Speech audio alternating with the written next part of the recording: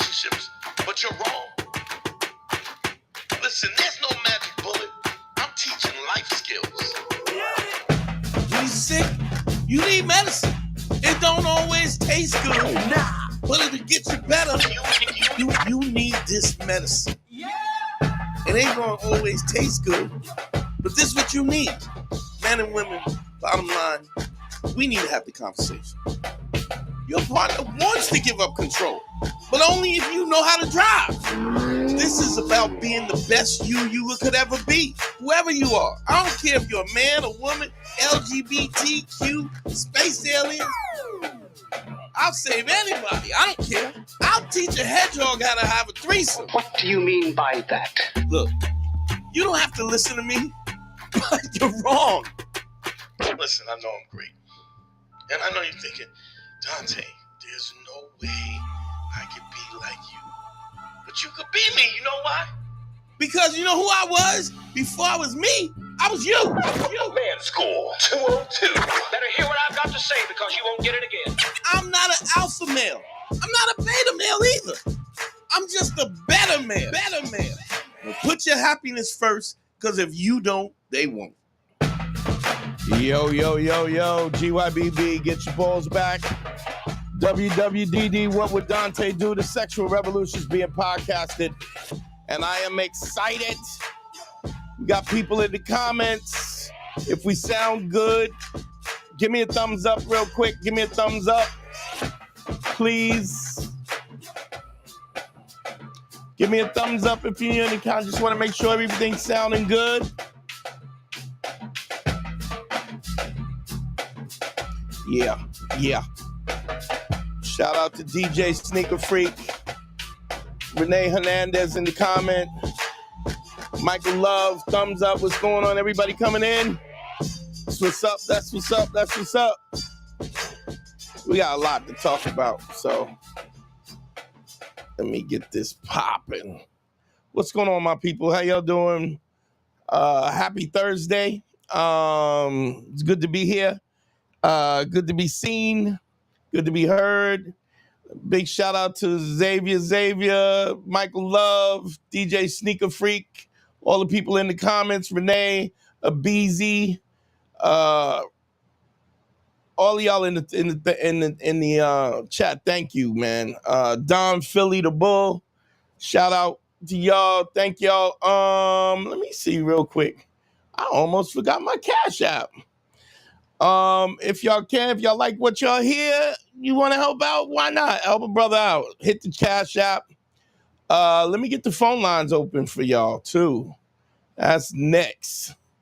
Gotta get the phone lines open. We got a lot to talk about. So that's dope. There we go. Phone lines up, 929-269-4922. What's up? Phone lines are open. I'm excited, man. I there's something I want to talk about that today that was just really kind of was in the back of my head. And what I think what we have to do is, we talk about credibility and trust and all of that stuff. But what you have to understand is, and I've talked about this before, is that a lot of times you have to understand that people are who they are. When I say that, people are who they are. What I mean is, gosh, we got the call already. All right, I guess we'll get it.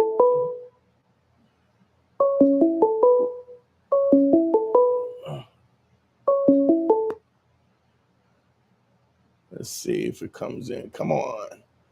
Yes, sir. EIM Remedial. Yellow. What's your name? Where you calling from? John. It's Anthony from Australia, Melbourne, Australia. Oh, what's going on, brother? How are you? All the way, Aussie. Going good, man.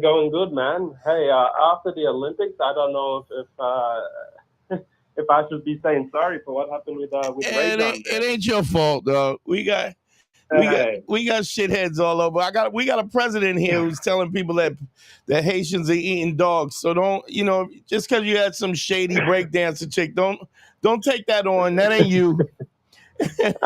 And Yeah, not only personally, I don't. not only that, but you part of the family. So you don't Yeah, you true. we trying to change the world, man. Fuck all that Yeah, yeah. nonsense. What's going on, brother? How can I I help don't you? know. Man, I just want to call you, thank you, and all that good stuff. Look, every time that I've been thinking about getting a consultation with you, Yeah. I just tune into a live, listen to that a little bit, apply the principle a bit. Or I always fall back to ACE. I always fall down to RFF. Right. And yeah, just like a few things that you've been talking about have been really helping me out. Yeah. Yeah, like a recent one, just a recent little things that you've been saying, just how you've kind of changed your tone with things at the moment, and how you've been spending time with the callers as well, and just really showing patience and really talking through things. That's really been eye-opening for myself.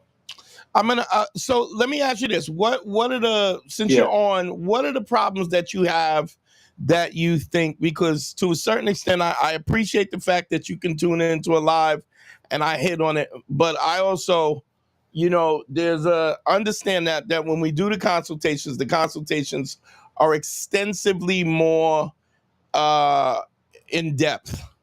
So, what are Yeah. some of the things that you're having a problem with?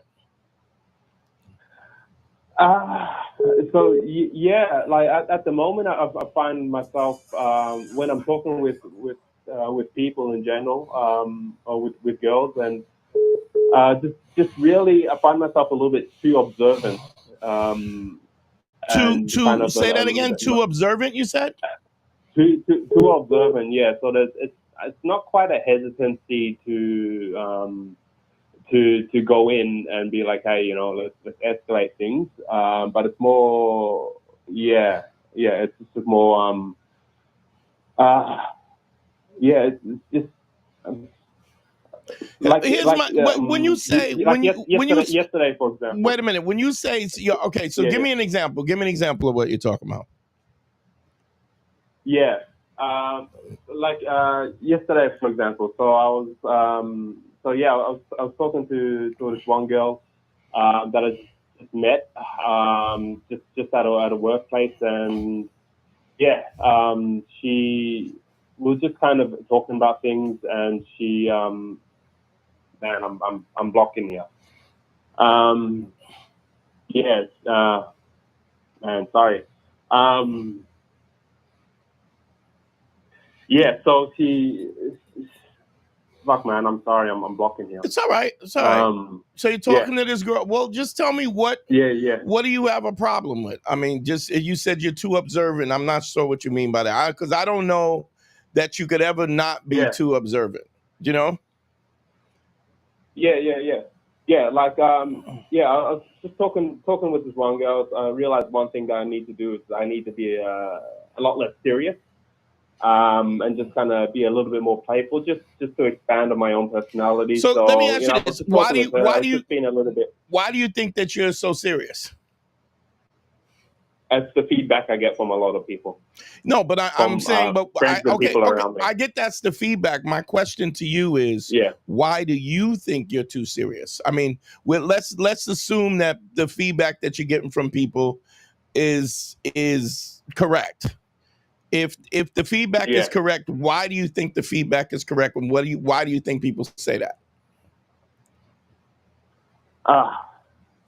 Because I could be in a better position of where I'm at right now. You mean in your life, or in my life? Yeah. So, okay. All right. Yeah. So now this is why we do the personal consultations. It's DanteNero.com. Click on consult. This is why we do consultations, because what ultimately happens is there is usually something behind it, behind those fears and that apprehension and the fact that you're so serious. What usually it is there's a certain lack of understanding of your value, your understanding of this social engagement. You taking it seriously because you take it too seriously, and I guarantee you that you're not laying the 5 bricks like you should. Would you agree with that?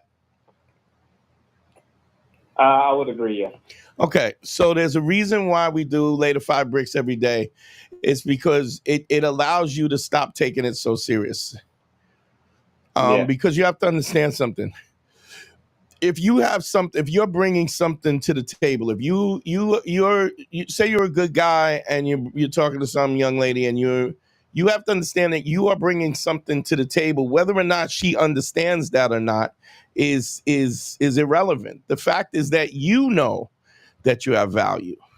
So if I've asked this a bunch of times over and over again, and I ask guys all the time, when you how does a woman, if I ask you, how does a woman get to know you? Like, how does she ultimately know what kind of personality you have? Well, I gotta communicate that. Right. So who tells her? Who tells her who you are? I do.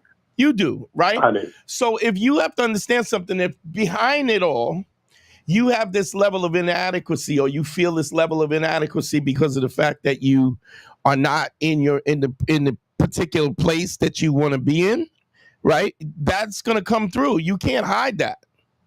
See, the truth is going to come out either way.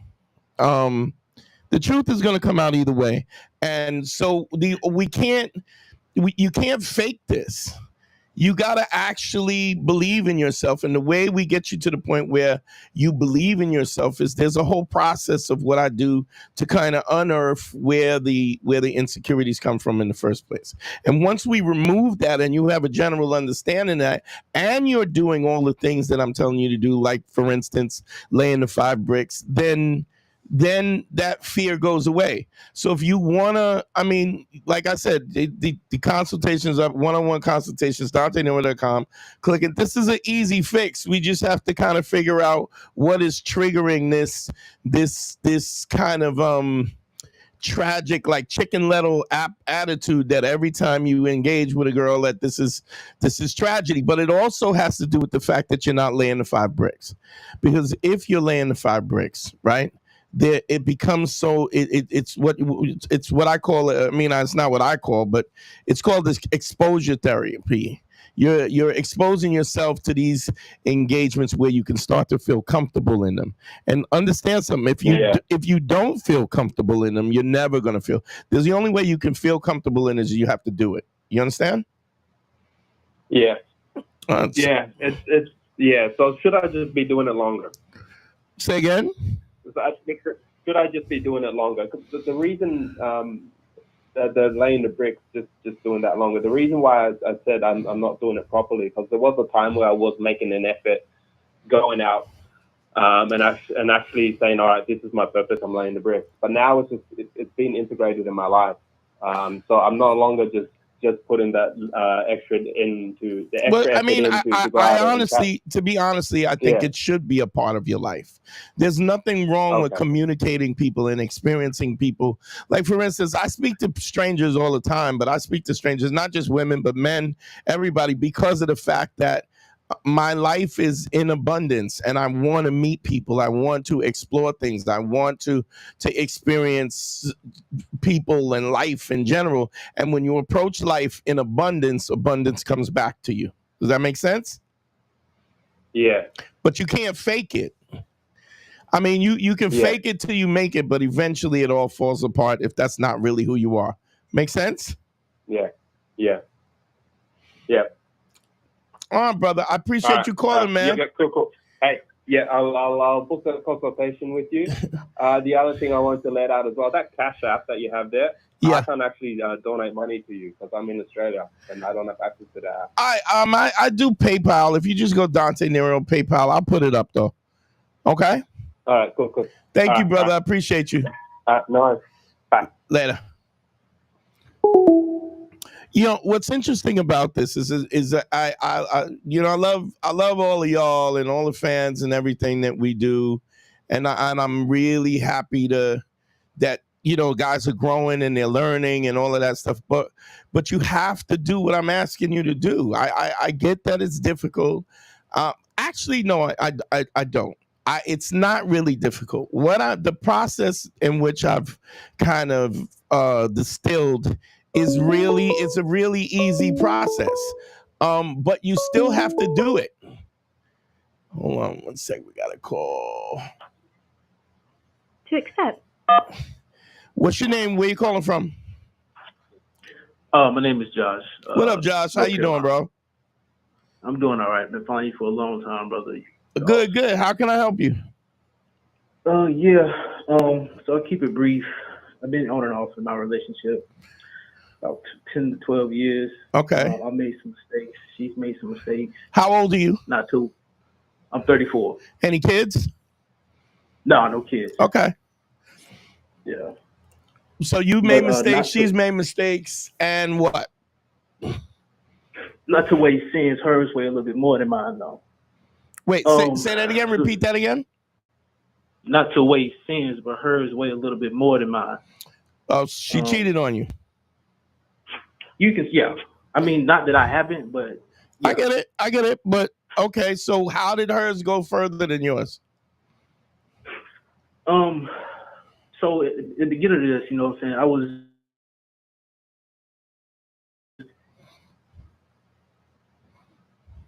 I was living with her. You know, I'm a dude that built himself up. Okay. She cashed in, and it actually worked out. She helped support me. You know what I'm saying? So I started going to school, got my degree, got a job, right. Building up since then. So before that, you know what I'm saying, the disrespect when you ain't putting in the time as far as like money and all this type of stuff, you get the disrespect living under their roof, blah blah blah blah. Right. And what is the situation now? Is the situation still that, or is the situation where you're working, you got a good job, she has a job, or what's the situation now? We both have jobs, so we live in like separate apartments. Okay.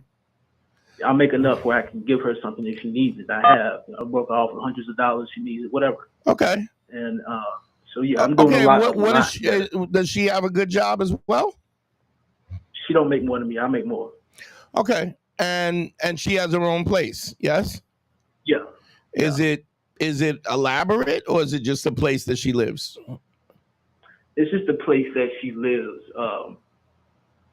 It's basic. It's basic. Okay. But so what's the problem then? So something happened like about a year or two ago. Well, I caught her hanging out with another dude. Now, how far it went, I don't know.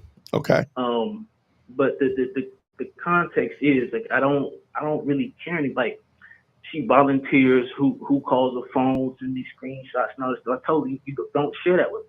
It's unnecessary. I don't care. Wait, go out. When she volunteers, who's talking to her? When she's talking to somebody on the phone, you mean? Yeah.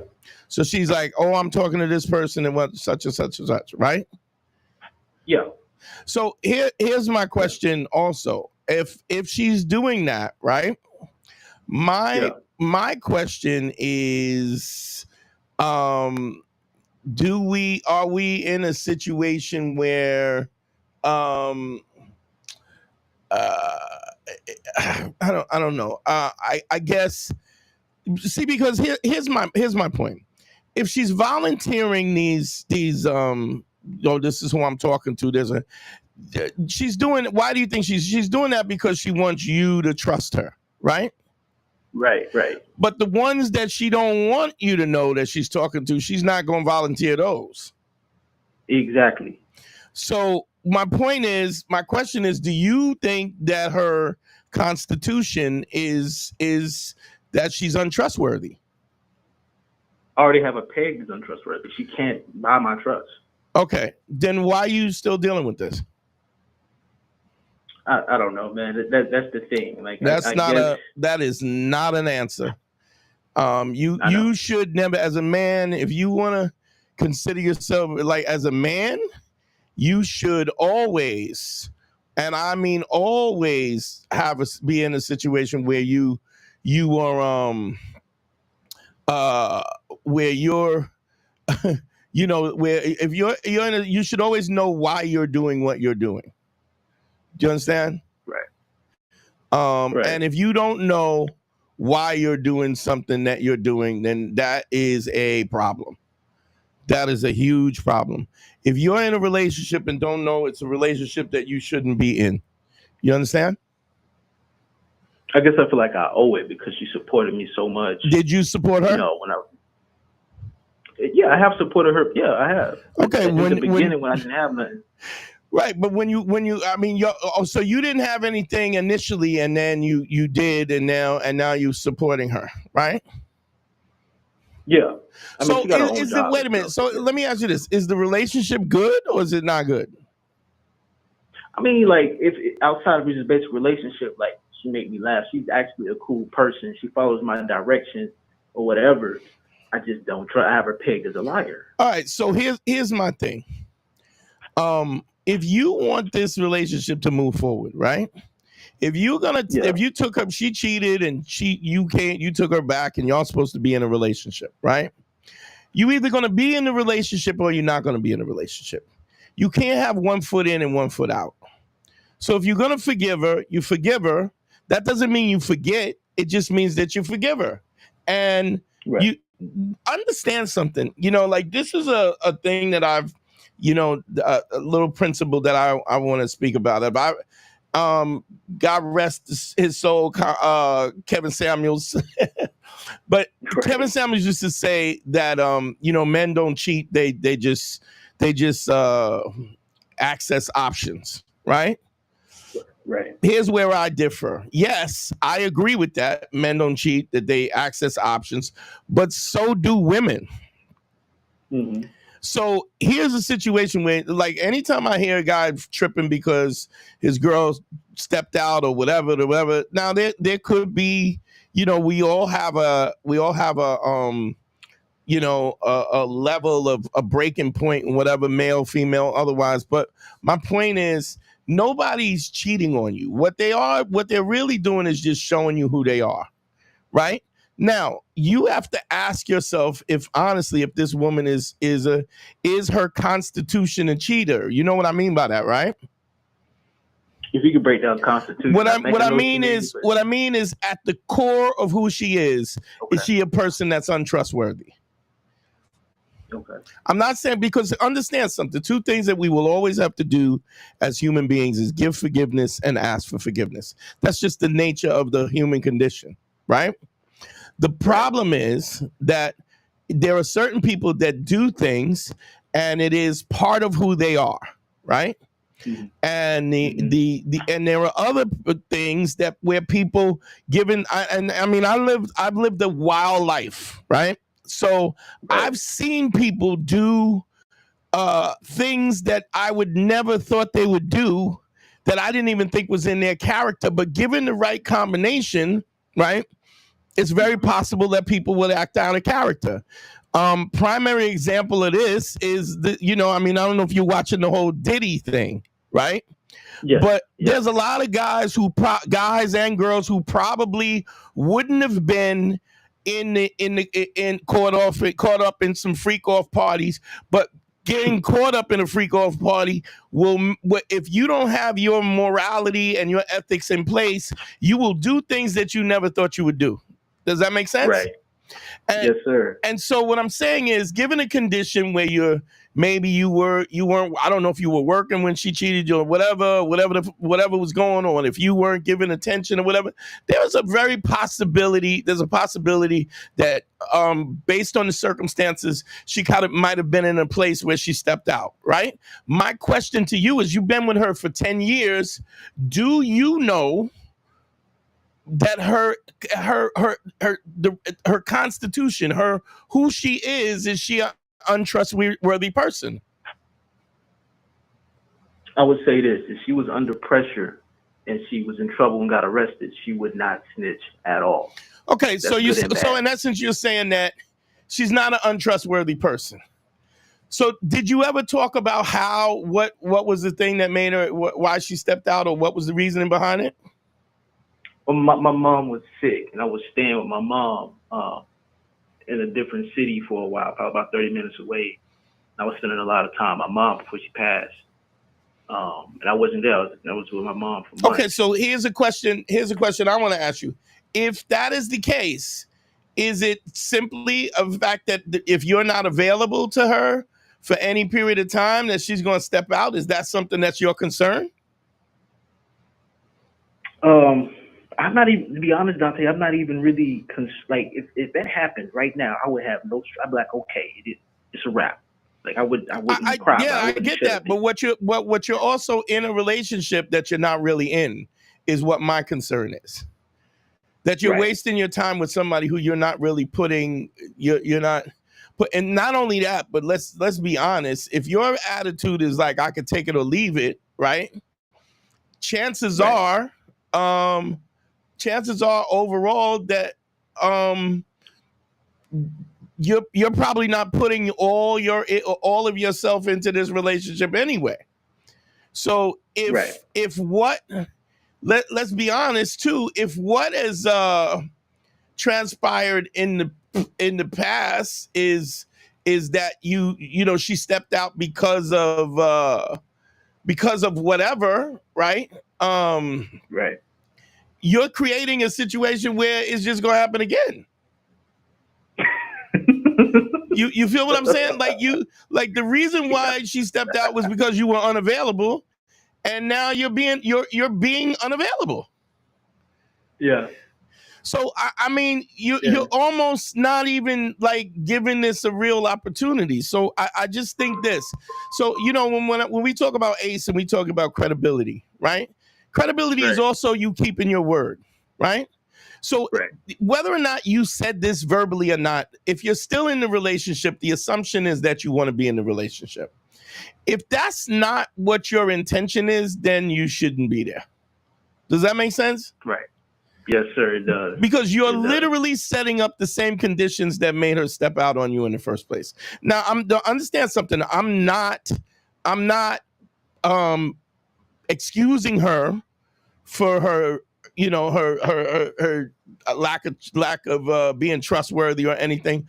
But I'm saying, if you're saying that she's live, she's funny, she's a chick who wouldn't snitch, and you say it's not her condition, and then in what conditions she would snitch, right? What are you doing? Like you hustling backwards. Yeah. So I just think you got to make a decision about if you want to be in this or you don't want to be this. Now, I'm not saying that if it goes left, that look, I'm a proponent of things not working out, and if it doesn't work out, you say, hey, this is not, like I say all the time, relationships are easy. You have to know what your non-negotiables are, and then never compromising those non-negotiables, right? But if you're in it, your words speak louder than anything else. If you're still in it, we have to assume that you want to be in it. And if you're in it, but you're not giving it at all, you're just creating a situation so you could cheat on her, or she could cheat on you anyway. And then you could say, I don't even care, whatever, move on. And I'm not saying that you should be heartbroken because of the fact that things change. People love each other and they still do things to each other to hurt each other, right? Right. And sometimes, and a lot of time, I'm quite sure if you stepped out, you didn't step out on her because you didn't love her. You stepped out on her because you had another opportunity, right? You was accessing options, right? Yeah, that's exactly right. And so we can't look at this in a way like I got accused of being red pill, and I'm really not red pill. Like, I call the balls and strikes. I'm not saying that you can't be in a relationship, have multiple women, but you got to be honest about that. I'm not saying that you should be with a woman who's going to consistently cheat on you. But if she cheats on you, there's a reason why she cheats on you, and then you have to decide whether or not she's trustworthy or whether or she's not. What is her constitution, or whether or not I'm going to move forward. But if I stay in it, then that is it's like, look, if I call you a punk and I smack you in your mouth, right? And you don't do nothing, you a punk, right? You a punk. You don't have to say, yeah, I know I'm a punk. We all could see it. My father used to say, you don't have to say that a glass is dirty. All you got to do is put a clean one next to it, and everybody can see. My point is, people are observing what your actions are. People listen. Yes, I'm not saying don't listen to what people say, but watch what people do. And if there's an incongruency or there's a contradiction between what somebody says and what somebody does, that should set off the red flag. Now, the question is, when we don't have value, what do? We ignore the red flag, right? Mm-hmm. Because we don't really want to believe it. But it don't go nowhere. Do you feel me? And I'm not a person to tell you what to do or not tell you what to do. I'm gonna read it for you. I'm gonna sort it out for you, and then you have to make the decisions about the honesty. And this is when I talk about authenticity and honesty. It's not just you being honest with other people when you speak to, it's also being honest with yourself. And I'm quite sure just this conversation we're having right now, you know that you haven't put your all into this relationship, right? Oh, for sure. And I know that because you said if she cheated tomorrow, it's whatever, it just be over. But here's what I'm saying, dog. If you're not willing to be in it, right? Why waste your time doing it? Right. Or make a real effort to make your relationship and make, you could tell her, you got to act like you trust her, even if you don't trust her. Because here's what you really want. You want to cheat. You want a broad that cheats on you. You want her to cheat on you. In fact, you want her to cheat on you as quick as possible. Do you know what I'm saying? So this way you get a litmus of who this person is, and then you don't see. I mean, how old are you? I'm 34. All right. So here's a crazy thing. You're 34. I'm 58. Right? Yeah.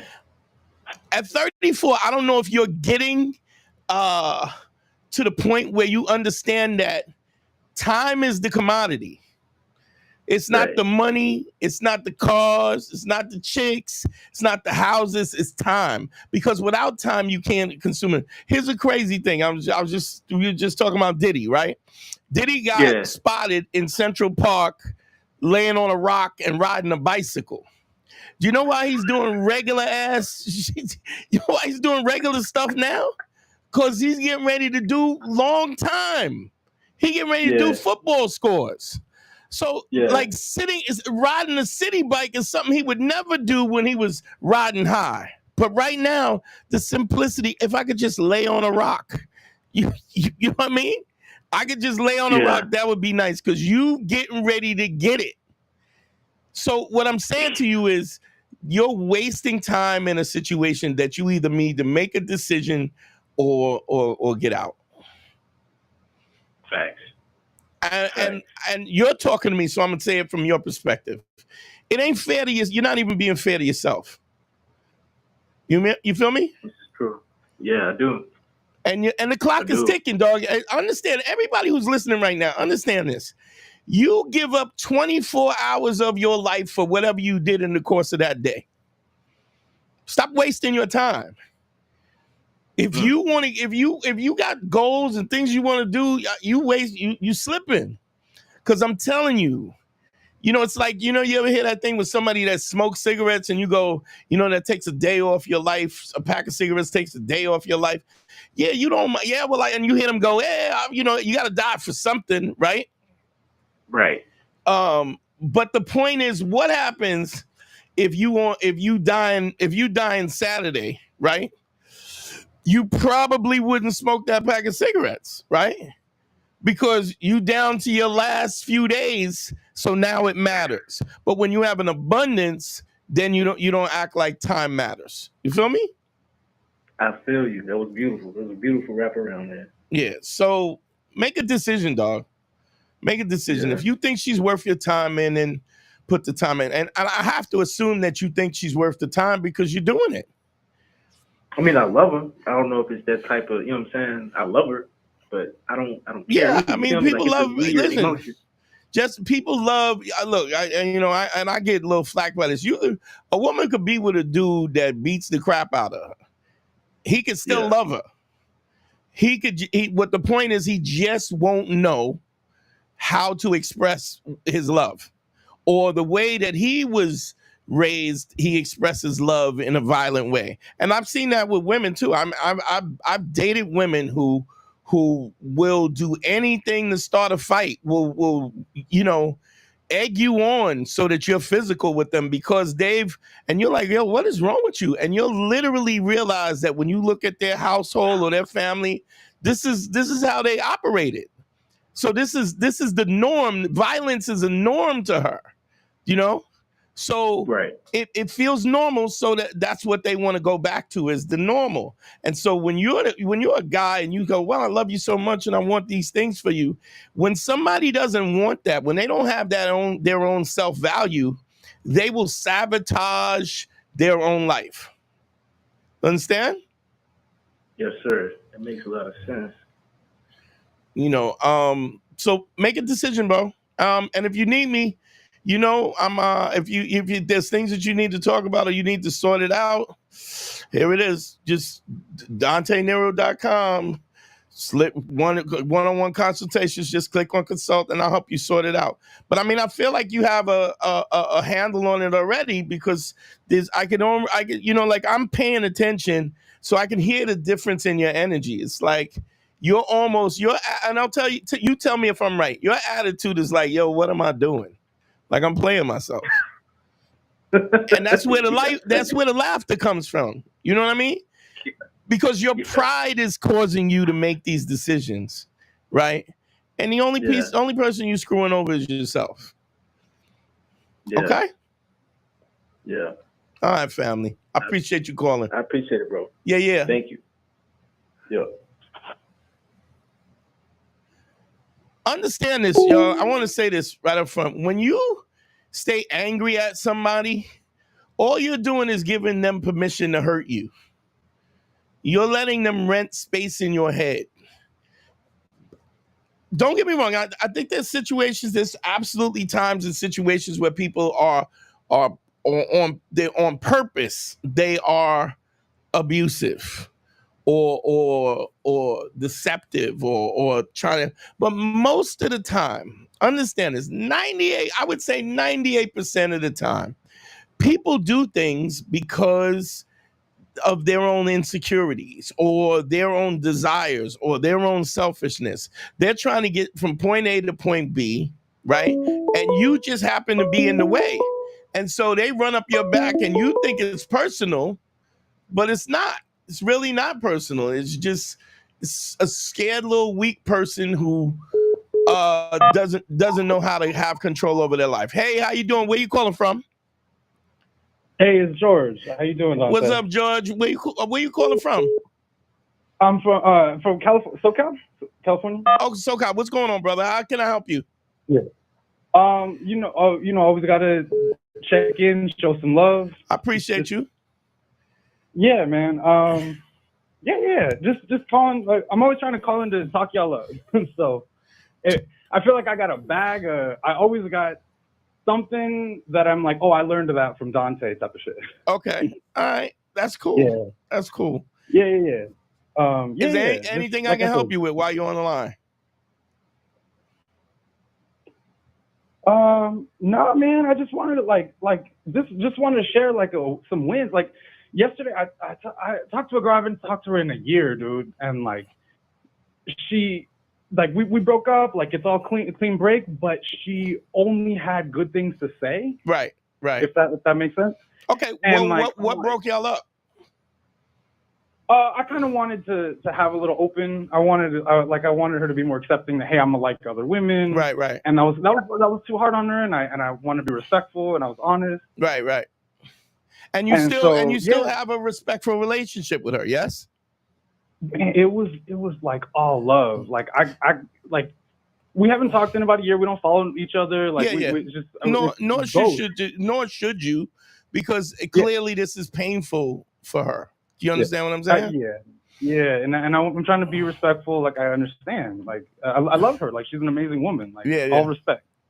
See, now a situation like that, what I want to say to you is a situation like that is always a good situation, because if by chance she doesn't find anybody that's like you and you don't find anybody like her, you can always cross that bridge again. But you can't cross that bridge if you lose the trust, if you lose the credibility. If you lose the credibility, it all goes to shit. Because what happens is that those lies and those situations, they create a bad situation, right? Then it makes people feel inadequate, right? And so they feel inadequate because you cheating on them, or you stepping out on them, or you being dishonest. Right. They have to figure it out in their head. It's like, so it ends up, most people will go, well, I guess I wasn't good enough, right? And wow, right. And so now I gotta demonize you because you're telling me I'm not good enough, right? Right. And from what you said, she's an amazing woman, and that's not what you're saying at all. You just on some other ish, you know what I mean? Like, and understand, I'm not judging you. It's not a judgment, but I'm saying you. So the analogy I give, right, like this, and this is no disrespect to you in no way. Let's say tomorrow, you met a dude, and the dude was hitting on you, and you was like, oh, I'm in. Did he do it? Yes, he did.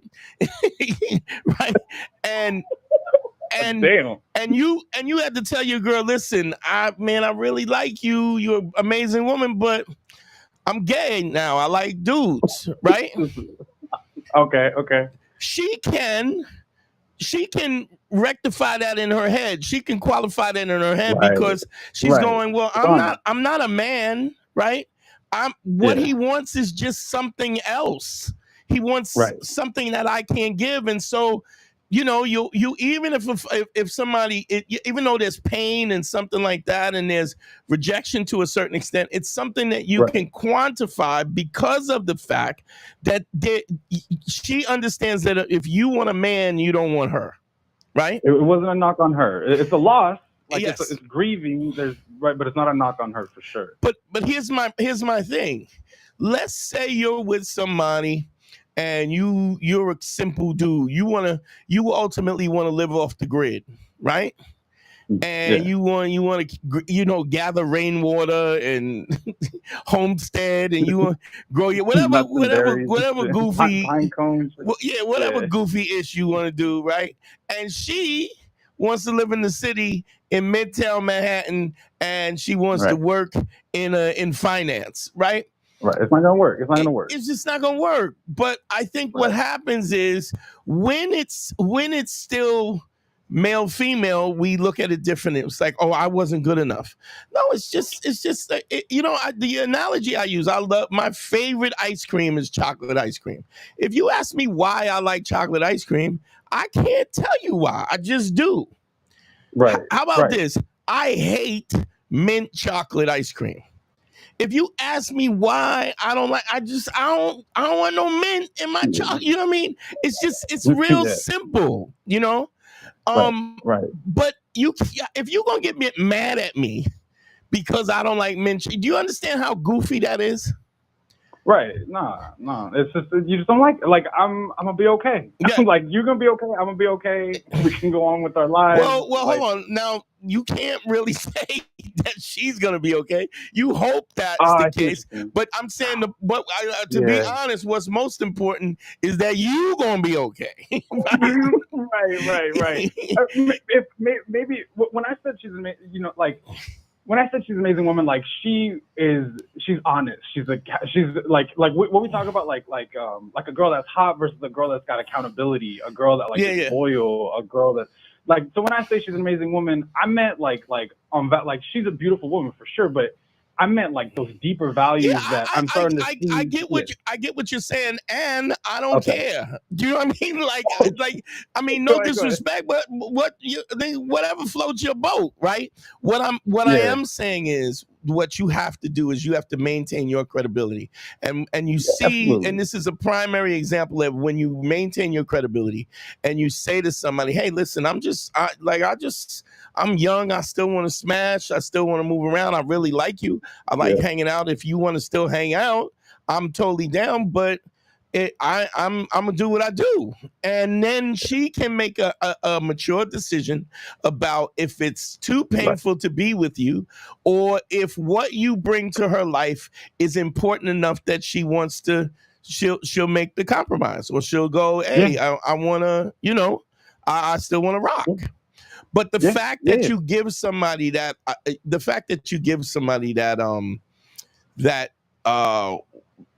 that option, is the thing that makes them respect you. It's you're not assuming that they can't handle what is going on, if that makes sense. No. It was all respect. It was all respect, and that's all it has to be. Now here's the other thing: if you are respectful and you're doing the right thing, right? And then she's mad at you and she wants to, then you gonna have to be mad at me, right? You know. Man, take that. I'm Diddy. I like dudes. I'm sorry you mad at me because I like baby oil and dudes. Like what's it like? You don't hate me because I'm beautiful. Right. You know what I mean? Right.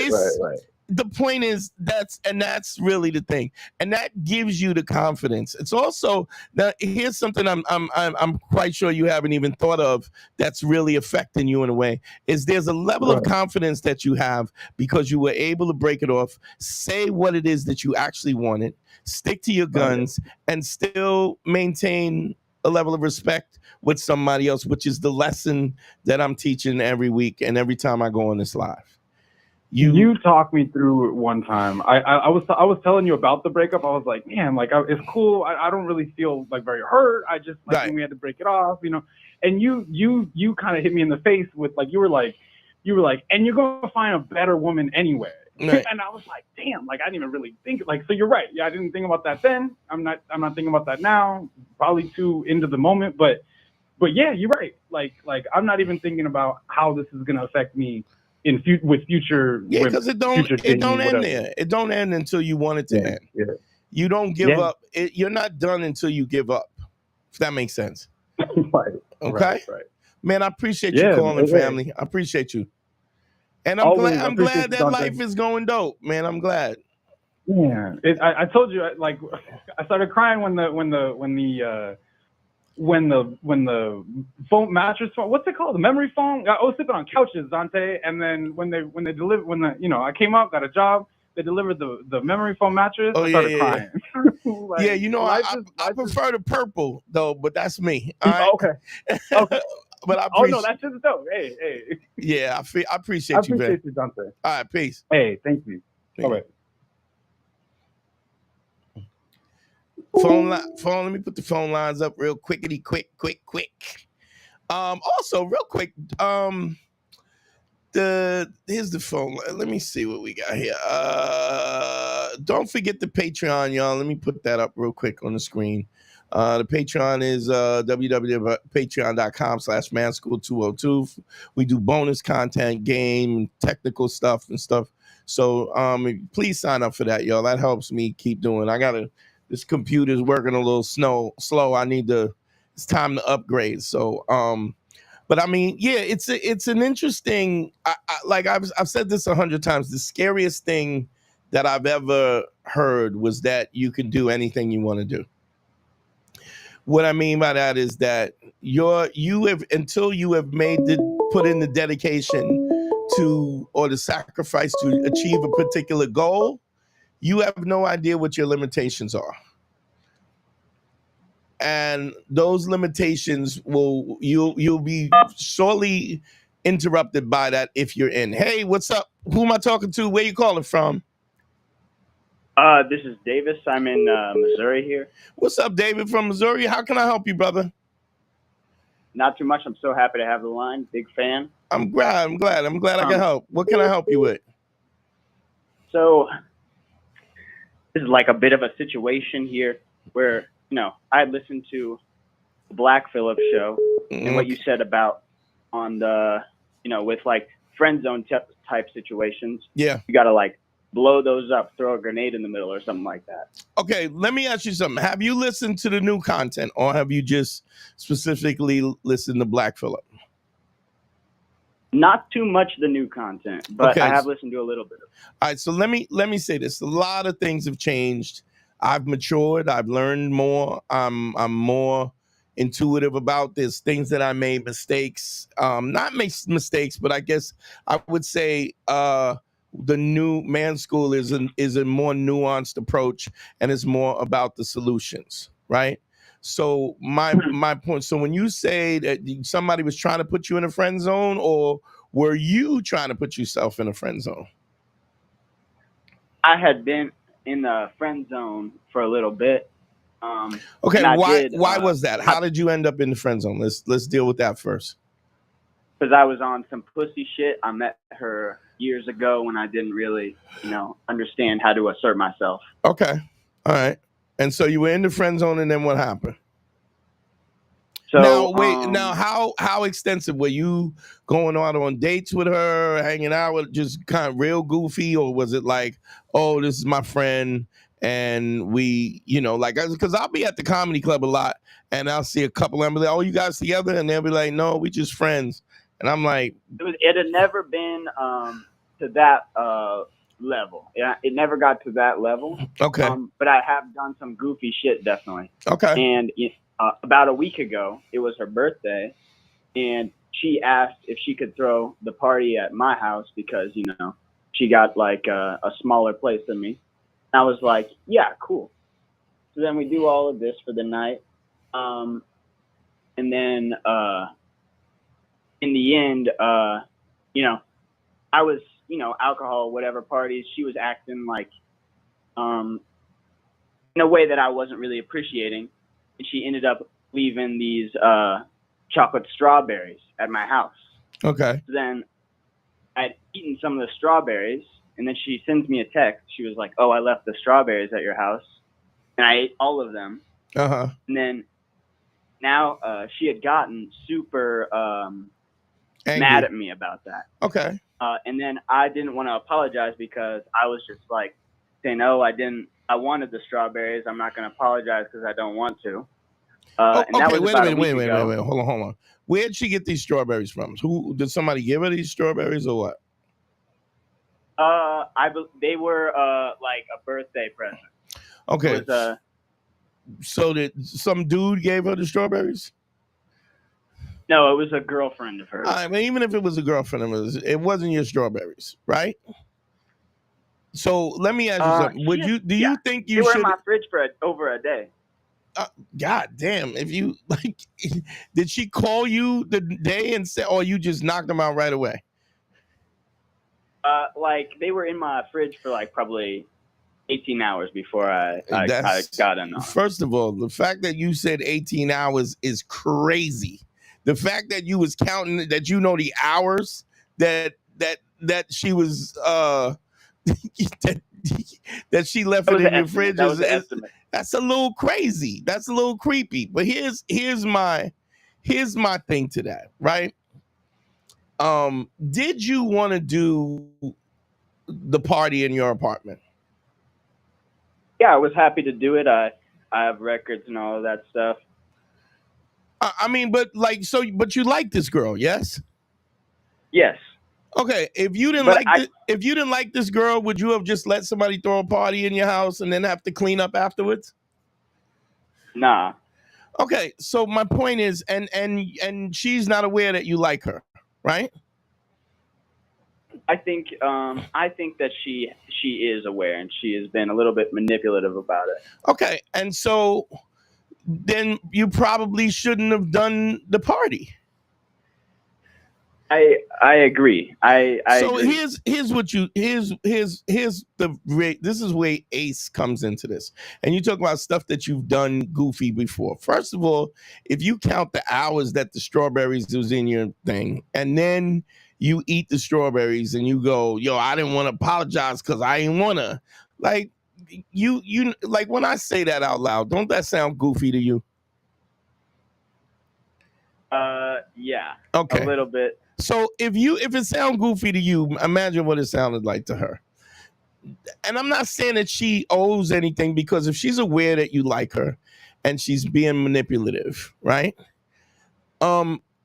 Here's a situation that maybe how you could have, and the Xander is saying this on the same. You ate the strawberries out of spite. I'm not saying you don't like chocolate covered strawberries, but you ate the strawberries and you're also going, well, I ate them and I didn't want to. I mean, that's just goofy, dog. And not only that, but if if y'all was smashing, right?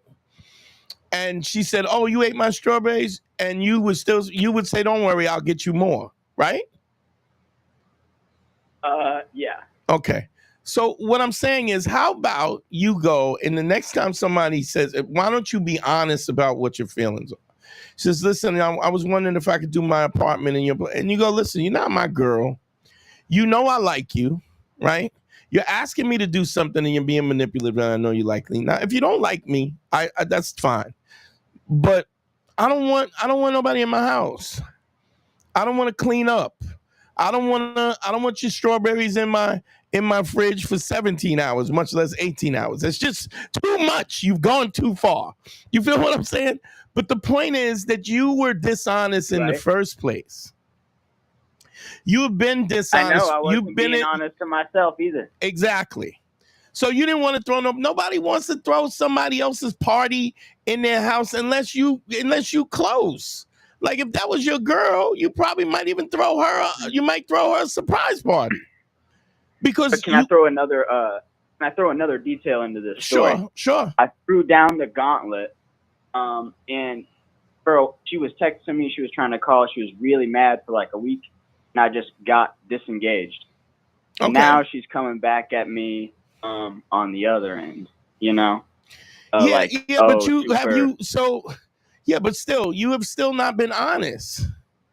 Like I know, but understand something. Let me fast.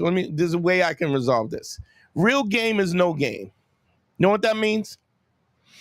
That means if you you read the game, you read pickup artists, if you fresh, whoever you is trying to tell people how to do this, right? Real game is no game. You got to be the dude that you say you are.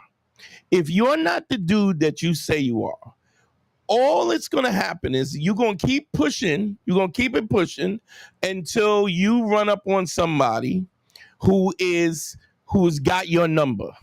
And trust me, where I did the live Tuesday and it's you, I was like, everybody gets got. Even yours truly. We all get got. Sometimes you slipping. Sometimes you get caught slipping, and it's the greatest thing in the world about I've said this 100 times. Greatest thing in the world about being a sucker is what? You don't got to be one tomorrow. So what is going through the past in the past doesn't matter what people think. You have to define yourself. You have to define yourself. You can't let other people define you. So you threw down the gauntlet, you this, that, but you still haven't said, yo, what's up? Like you still haven't said, yo, I like you. What's up? Because and the reason why you're doing that is why are you not coming clean? It's because you're afraid of what the answer is. Correct? Yeah. Yes. So what are we going to do? This is the thing. I think you have emboldened me here, and I don't know if I am afraid anymore. You know. You're still afraid. You might have some more balls now because because here's the bottom line. You don't have a choice. Do you know what I'm saying? Here's what your choice is. To sit around and let somebody take advantage of you, let somebody manipulate you because they know you like you. Maybe you might win this game. And by being aloof and being unaffected. And then the minute but here's the thing, if that's what she's attracted to, if she's attracted to somebody being aloof and unaffected, you're not going to be able to hold that out because that's not who you are. You faking. You bluffing. So the minute you smash or you get to the point where you start being the guy who you are, right? She's going to take advantage of you if all she wanted in the first place was somebody who's unavailable. Does that make sense? I think it does. Well, if you don't understand something, then please speak before or forever hold your peace, because I'm here to explain it to you if you don't got it, if you don't understand it. I just need to be more of honest with myself and approach from a more honest place. And really ask for what I want rather than what I think let me what say Phil something. wants to hear. This is a great time for me to make the differentiation between Black Phillip and what we're doing now. Years ago, I said, if you got a situation where you can't win and you're in the friend zone, you got to flip the chessboard. I used to use that as just like you playing with somebody's beating you. You just flip the chessboard. You force a reset. Now, I'm not saying that's not a strategy, but what I'm saying is if you flip the chessboard, right, and she don't really like you, right, she'll just go, oh, this asshole's the asshole that flips the chessboard, and she'll just go find somebody else, right? If you play these games in terms of strategy, like it's like the old saying of the old War Games movie with Matthew Broderick. It's like the only way to win the game is to not to play, right? If you play this, you might end up on top, you might not. If you're honest and you say, hey, listen, I like you. What's up? Are we gonna move it? Then by her actions, you know what her true intentions are. And if her intentions are not, if she's not into you, which she could be the case, it might be the case, it might not be the case, it may be anything in between that. But if you put it on the line, she has to react. And based on her reaction, you can tell where her head is at. So this way, you're not negotiating from a position of weakness. Not even that. You're just saying, "Look, I like you. What's up?" And if she says no, then you decide what the parameters, what access she has to you as a person. And I would imagine that access probably wouldn't be throwing a party and having people in your house that you don't know and whatever. And this way, you don't have to worry about eating nobody's strawberries. Do you understand what I'm saying? I do understand. I do. And this is why what we were talking about in Black Phillip is so distinctly different. It's because if you play the game, eventually you get got. It's just what happens. I mean, we see that all the time. We see the dudes from Fresh and Fit, the guy Academics. You see, what's the dude? There's a bunch, Donovan Sharp. All of these clowns who are, giving advice, and they're giving advice from a point of insecurity, and they're hoping that it all works out. And then you throw in a yacht party, but you got bimbos on the. It's just weird. It's just weird to me that like I could see like understand something. If this woman doesn't like you, isn't it better for you to know so that you can spend your time on somebody else, and that you literally threw a party for somebody that you didn't want to throw. The only reason why you threw the party was to gain access to her, right? I would say in the abstract. That ain't abstract. Yeah. Throwing a party, like I don't listen. I have friends that can't throw a party in my crib. I don't want nobody in my house. I don't want you putting your drink on my coffee table with no coaster. I don't like it. Yo, go rent a place. Get out of here. And I would say that to people who I care about. Like if I let somebody utilize my home for a party, this is a favor. Be clear. I'm doing this as a favor, and I'm gonna make it clear. I don't want nobody in my house. I don't like people in my house. I don't want 3 people in my house unless it's a threesome. This is my space. This is where I'm peaceful at, and a lot of times I don't want nobody in my house. So be clear. So go back to the War Games analogy, I think for me right now, I'm playing, but I'm fine whether I win or lose. I'm just gonna have to see how the game plays out. That's not the point. That's not the point. You don't play it. You don't see how the game plays out. Because if what you're saying is that you're afraid of what the outcome is, rip off the Band-Aid, dude.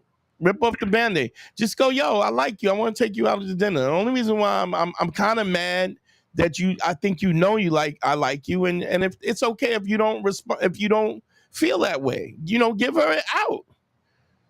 But I'm not Like, but also it's just, I see you as a friend. Okay, cool. And then you'll never see me again. Do you know what I'm saying? Because women will give you that, I see you as a friend. Yeah, your friendship is not that dope. Like, you're not that interesting. You're not funny. You're not that interesting. Your stories ain't funny. You don't really do nothing. You don't do that. Like, this is not a reciprocal relationship. It's you throwing a birthday party at her house. I mean, what does she do for you? I guarantee nothing. You're right. You're right. So you're sticking this out for what purpose? How old are you? You sound like a young dude. How old are you? 20s? 23. Yeah, dog, you're a young dude. I get it. First of all, foremost, 23 years old. I'm not. If you had to do, I ain't having no girl at 23 years old. I'm shooting threes and I'm putting up numbers. 23 years old. Because what's the chances of you meeting somebody that you're going to be with for the rest of your life? And if you take on the moniker of being honest and credible, right? If you make this monogamous kind of promise, then you're supposed to keep it. You feel me? Yeah, I do. Child of divorce. Huh? I'm a child of divorce. It's I understand the commitment. I get that, but the point is also, whether you're a child of divorce, you can't let emotions have a seat at the table. You have to make decisions. Now, I'm not saying, understand what I'm saying. I want to be clear in this, and I think a lot of times men have this thing where you're not allowed to feel, or you're not, you know what I'm saying? We don't give ourselves space for that. What I'm saying is, I'm not saying you can't feel the way that you want to feel. What I'm saying is you just are not allowed to make decisions based on your emotions, because the only person that's going to suffer from that is you. Make sense? It does. Call this girl up. When you get off the phone with me, call this girl up and say, yo, look, I like you. What's up? Let's go out and see if we fit. If she says no, then Thank you, Dante. You don't got to waste no more time with somebody who's not, you know what I'm saying, who's not into you. And you'll know if she is, because you backed her into the corner. There's no more where she can ask for favors because she knows he likes me. And so he'll do it for me because I say this all the time, man. I always got some old chick from 1990 hits me up. Oh, hey, what's up? How you doing? Oh my God. Some old bitch from back in the days that I used to smash. She's, oh, my daughter graduated from Penn State. And, I'm just so happy. She's going to biomedical engineering. And I'm like, yeah, but you got some ass, though, because that's what this call is about, right? This call is about because you haven't found somebody better and you swinging back around to see what I'm doing. The honesty is there whether or not people say it or not, if that makes sense, right? It does. Rip the Band-Aid off. Call it a night. All right, and then call me back. Call me back on the live on Sunday and let's talk about it, okay? I will. Thank you, Dante. All right, brother. Night. Peace. Yeah, you can't. You trying to. It's just shady. You know what I mean? It's like it's creepy. It's just creepy when you're doing that. It's like, what you want. It's okay that you want it. It's okay. It's also okay that she might not want it. You know what I mean? That she might not want the same thing that you want. That's okay. But I'm telling you, you don't have to. It doesn't have to be a situation where, because somebody who doesn't want you, the end of your life, it becomes the end of your life. It's not. Trust me. What's your name? Where are you calling from? Demetrius Gilbert. I'm calling from Minnesota. What's up, D? What's going on? How can I help you, bro? Man, I got real bad anxiety talking to women, and it started to give me depression. I feel like I'm gonna have missed out. All right. So, how old are you, Dimitri? I'm 22. Okay. What's your body count? Probably like 4. For any relationships, or just like a hit it and quit it, or what? 3 from relationships. 1 I just got out of recently, and actually 2, and then 2 off of like a dating app. Okay. The one that you getting out of, did you break it off, or did she? I'm assuming it was her. Yeah, it was her. Okay. Did she say why she broke up? Wasn't taking her on enough dates and stuff. Oh, okay. All right. So you probably did good by leaving that trash. But here's my point. Understand something. What are you good at, D? What are you good at? You play basketball, play football, what do you do? Play video games, what do you do? Yeah, I'm a good gamer. Okay, what game you play? Apex Legends. Damn, I don't even know that. But okay, here's my thing. You know, like when you start out playing a video game, how it's the first level is easy, right? Yeah. And as you progress, the levels get more hard. They get harder, and your hand-eye coordination has to become better, because as you first start out, right? It's simple task, and as you play it more often, it becomes more and more complex, right? Yeah. So like I'm old as hell. And I back in the days I played Madden probably up until Madden 3, right? Yeah. I don't know. I mean, maybe you would know, but I mean, I don't know what Madden they're up to right now, right? But 25. 25. Okay. So here's my thing. If I tried to, there's no way I could play Madden right now. Not with dudes who play Madden. You understand what I'm saying? I haven't been in the whole Madden universe. I haven't played. There's so many things that have changed. The graphics are different. There's more stuff. You can do audibles. There's all kinds of stuff you could do that just wasn't even available when I played the game. My point is that you have to stick with it. When you play Apex, you gotta be in a situation where you start at the level, and it's even the first level maybe is not the easiest initially, but when you stick with it, you get better. Understand this. Women are the same thing. Social engagement, social interaction is something, it's a skill set that you can learn. I can teach you it. It's not hard to do. So have you been listening to how long have you been listening to my content? Well, honestly, for a little while now, a couple months. Okay. So here's my thing. Have you ever heard me talk about laying the 5 bricks? I can't remember it off the top of my head. Okay, so here's what you do, and I'll lay this out as quickly as possible because I want to get to the next call. This is what I need you to do. Okay, I need you to go out. I need you to pay 5 compliments to 5 women, right? Every day, 7 days a week, right? Those women are not just going to be women that you want to have sex with or that you're attracted to, but they're going to be, some of them are going to be young and attractive, some of them are not, some of them are going to be older, it's going to be aunties, it's going to be middle-aged women, it's going to be little milfs, it's going to be everything between. It could be an old lady, it could be a lady at the supermarket, and all I want you to do is pay her a compliment, right? Yep. Here's the parameters of the compliment. The compliment has to be true. You have to be an honest compliment, right? So you can't have a chick who's 800 pounds and tell her she looks skinny, right? You can't have a chick that's dog face and say, wow, you look pretty, right? The compliment should not be sexual. I want nobody saying you got big ass titties. Damn, you got a fat ass. None of that, right? It just has to be a compliment, and I don't want you to get the number, okay? In fact, you are not allowed to get the number. All I need you to go is, wow, I like your shoes, and keep it moving. Can you do that? Yeah.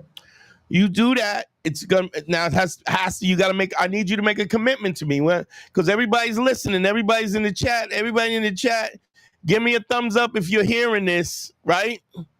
Dimitri, you hear me? Yeah. Everybody in the chat, give me a thumbs up if y'all are here.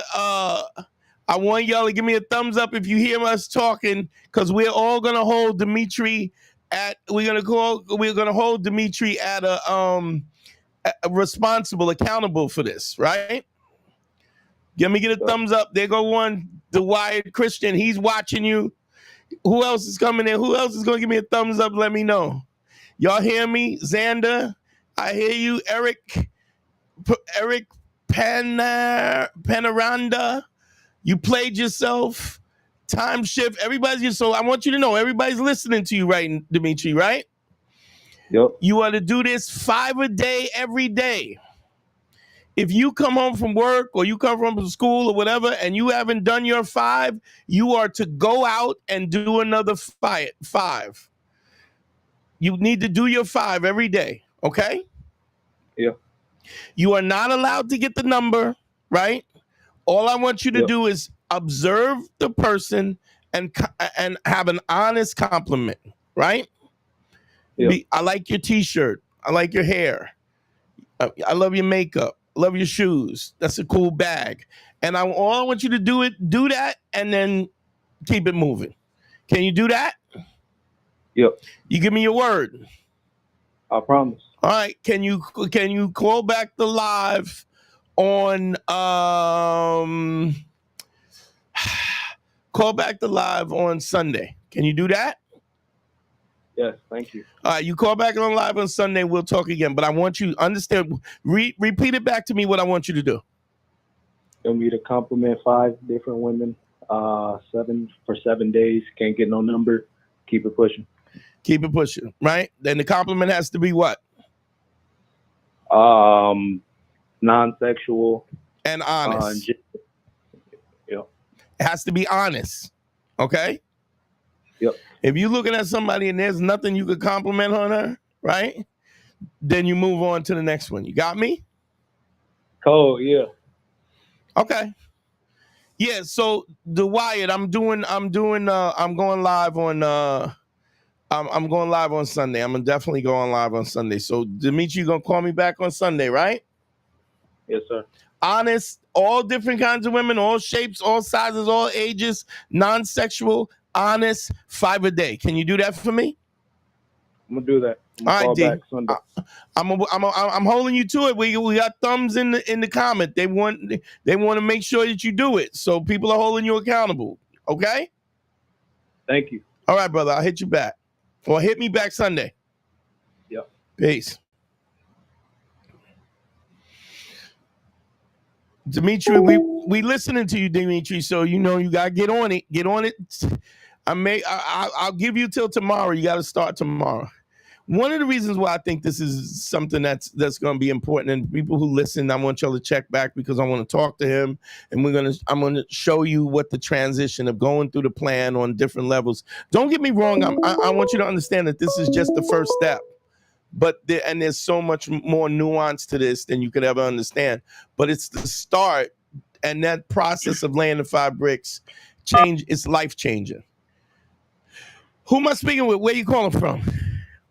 This is Chris from Toronto. How you doing? What up, Chris? How you doing, bro? How can I help you? I just want to give you. I just want to thank you so much, man. You did a lot for me. Man, I appreciate it, bro. I'm glad I can help. I know you've been talking to a lot of people, but I was the guy that was in a deep depression. You got me out of a funk. Oh man, I was the guy that hated myself because it was from childhood, from dealing with my mother and shit like that. Yeah, I think yeah. You remember me, right? I remember. First, give me real quick. Let me shout out Dimitri. Dimitri, thank you for the $10 on the Cash App. I appreciate you, brother. I appreciate you. Thank you, Dimitri, for the Cash App. Yeah, I do remember you, bro. I do remember. It was those calls that I get they really touch me in a way that's really interesting because of the fact I always say this is everybody kind of feels as though that I'm beyond what where they are, but what you don't understand, if you listen to the theme song, is before I was me, I was you, Was you? I was afraid. I was afraid of girls. I was afraid to throw hands. I was afraid to ask a girl out loud. I was afraid to ask a girl to dance.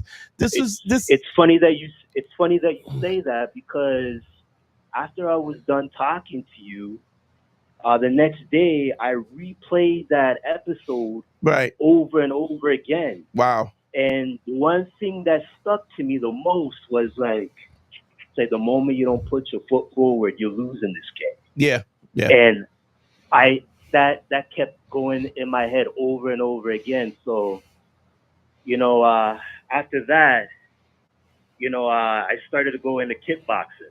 Right. Oh, wow. And okay. And after that, because for me personally, I was afraid of confrontation, right? Yeah. So it's like, you know what? Let me just do this. And ever since then, man, I've been just addicted of just improving on myself constantly. Right. Because of what you said to me. The moment you don't put your foot forward, you lose. Yeah. And that kept me going. I just want to say thank you, brother. You really put a perspective on that. And to this day, I'm still working on myself, and I'm enjoying it. I'm enjoying the journey. If you see Xavier, I just put Xavier's comment up. He says even your voice has changed. So it's when you think people are not watching, and a lot of times I think that we think we are alone, right? Understand something. There's somebody who's thinking the same thing that you're thinking. They're thinking the same thing that you're thinking. There are people that go, this is why I started doing the live in the first place, is because first of all, men, this is also why I'm not huge now, is because men, y'all suck. What I mean by that is men believe that by asking for help, you've been defeated, right? Right. And the reality is that, just think about how unfair it is. Let's say, for instance, you say, yo, let's go play some pool, right? And I've been playing, and let's say we're playing pool, and I've been playing pool for 12 years, and I'm ranked. Like let's say I have a rank, right? You maybe dabbled or whatever, but you never really played pool. Now I'm mad at you because you can't play pool, right? Or even what's even crazier is that you are mad at you because you can't play pool. Right. I mean, if you think about that, when I say that out loud, how absurd is it that you should be angry at yourself for not being able to do something that you, A, have never really spent any time or energy doing, B, have never had any coaching, right? And C, have had no practice, have no discernible time to get good at it. Do you understand how unfair that is to you? It is unfair, And then you had a situation where you had a bad situation with your mom, and I remember specifically you were talking about, and this is no disrespect to your mom, but your mom is trash. Without, and I don't mean that disrespectfully, but you no. When we talk about a mother should be nurturing and loving and supportive, and that is the person that makes you feel like you could take it. Like when you can't walk, she's the person that makes you feel like you can walk forward, that you can take a step forward, that you can try and you can fail, and people are. And if you have somebody that's undermining that, they're a trash. As a mother, they're trash. They're trash as a human being. Now, I don't mean that in a sense like where I'm being disrespectful, but what I'm saying, just as a practical standard of what we would expect somebody or what a mother should be, because we didn't ask to be here. None of us asked to be here. We're here unbeknownst to us. Nobody said, do you want to come? Or you don't want to come, you just here. So I'm an adamant person about the responsibility of children because they didn't ask to be here. And so it's your job when you make that choice, It is your job to make sure that they have everything that they could possibly want and need to give them. And if your mom did that, then she had a child and didn't take responsibility, and there was no accountability. And I don't remember specifically if your dad was in the picture, but if he didn't do what he was supposed to, I didn't know. Okay, and so that's trash. That's a trash. Yeah. But don't get me wrong. I'm saying we still have to forgive them.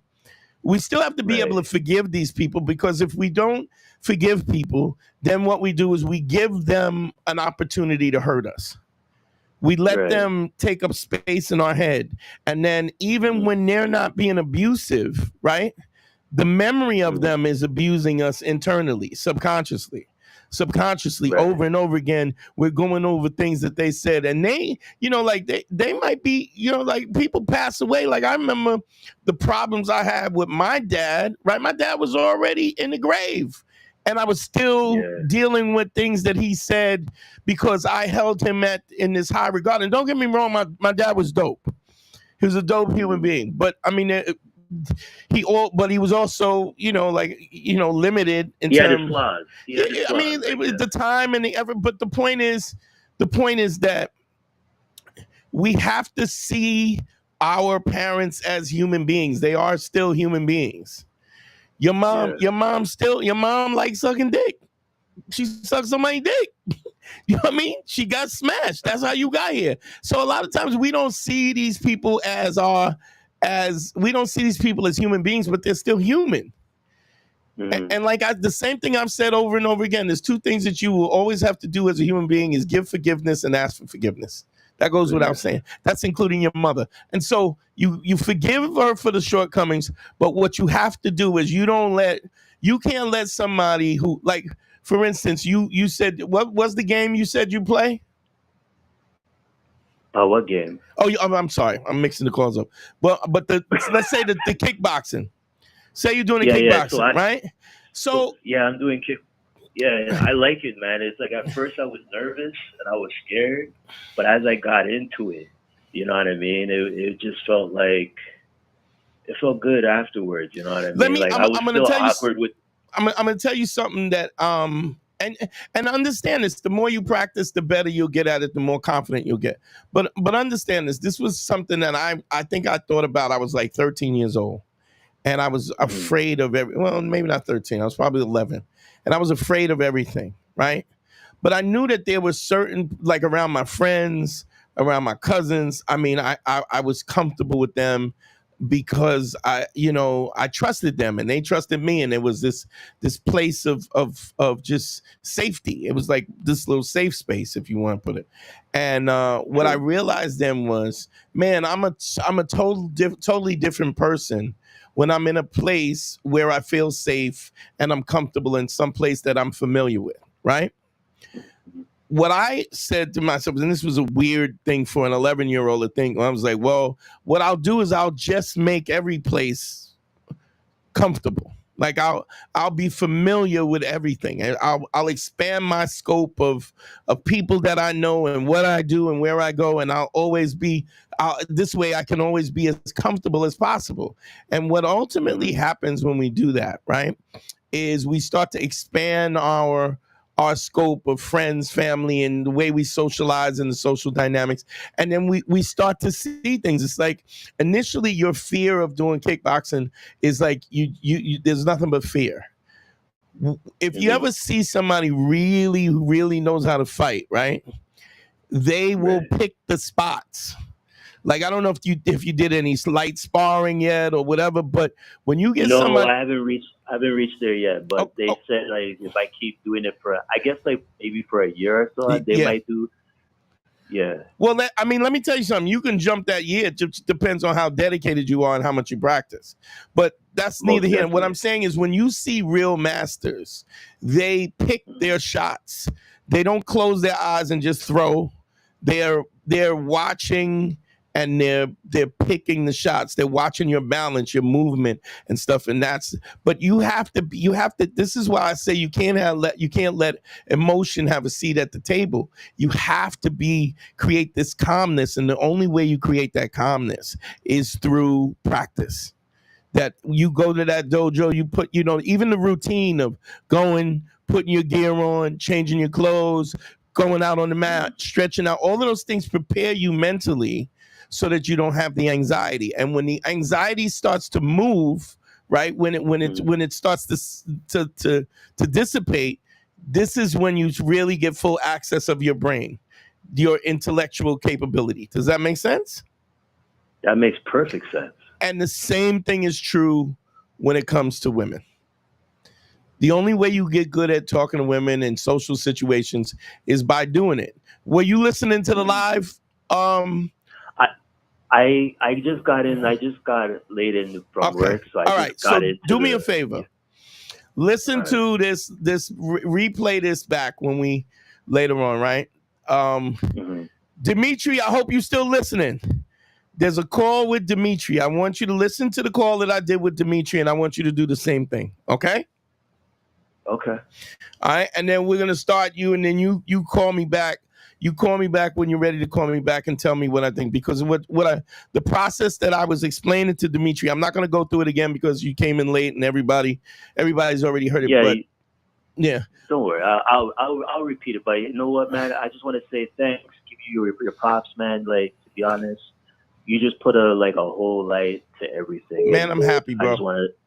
I'm happy. Thank you, man. I'm happy. It. All right, brother. I'm going to holler. All right. Peace.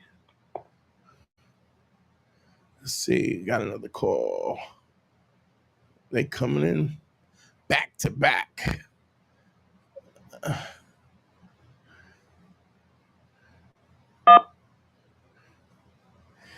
What's your name? Where you calling from? Hello? What's your name? Where you calling from?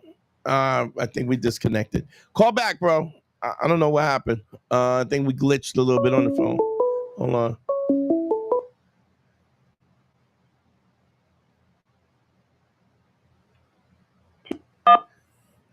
What's your name? Where you calling from?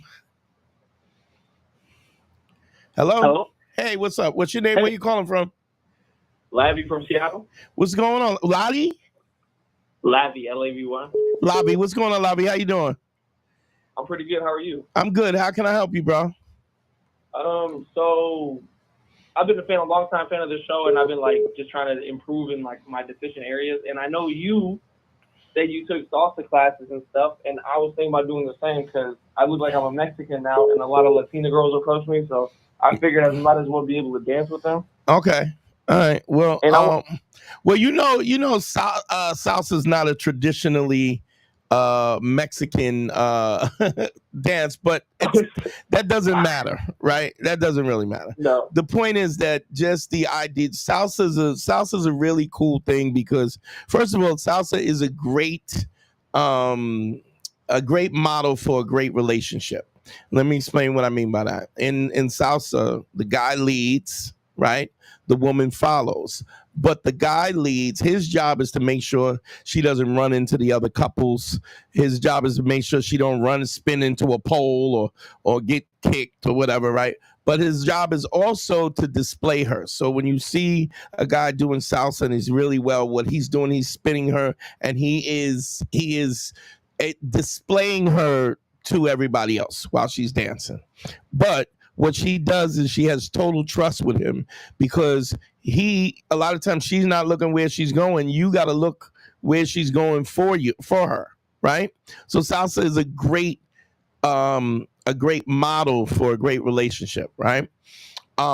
But it's also a great situation for social interactions because everybody's learning, everybody's insecure about who they are and what they are. People are learning on a beginning level. And so but you also have you have women who are they're as uncomfortable about how they look as you are. And there's a level of vulnerability. Also, when you take salsa lessons, any good school will have what they call a salsa social.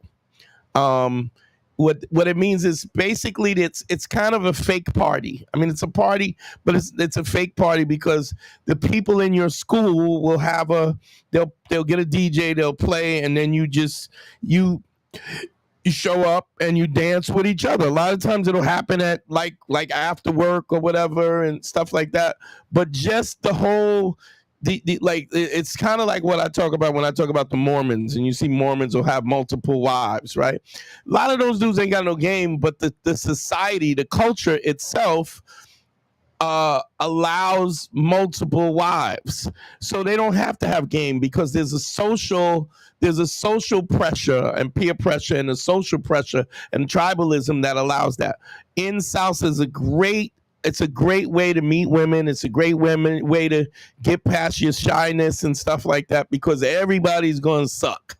Like when you start a new class, they're going to suck, and you'll find a lot of people who love to dance and they love to teach and they love to work with you and stuff like that. So I think that's a great idea, man. Yeah. Do you think like it translates to other dancing as well? Like, I feel like if you did salsa, you'd be a better dancer in general, right? Absolutely. I mean, dancing in general relates to other dances, movement to music. It's relatable. But I will say this: salsa as a whole is the timing, the count is very different from other types of dance. You know, like you do have to hold a count and a timing, which is something that's it's. I mean, if you practice it, it's not particularly difficult. I mean, unless you don't have no rhythm. But even if I've seen guys who couldn't hold a tune, but man, you know, they just practiced until they until they got good. So I think that's a great idea, man. All of that stuff how old are you? 44. Yeah, and all of that stuff enhances you as a person. Do you know what I mean? Like being able to do those things and you know, and just it gives you confidence in the fact that you have so much to bring to a relationship and so much to bring as a person, because you're so much more worldly. Man, travel, read, take dance course, take an art course. Everything that you can do that makes you. I mean, I guess what I'm saying is you got to say yes to life, and you got to not bog yourself down with the haters and all the voices that'll tell you that you can't do something or you shouldn't do something or you look weird or do this. You know, I'm a weird dude. I'll tell you right now, I'm a weird dude. I mean, if you watch my Netflix history, I go from documentaries about the cosmos to goofy cartoons and anime. So, you know what I mean? You want to explore as much as you can. It's just say yes to life, because as you enhance yourself in your life, that is what a woman or a significant other is going to see as value to them. That makes sense? 100%. Yeah, it's a great thing. I would say, where do you live?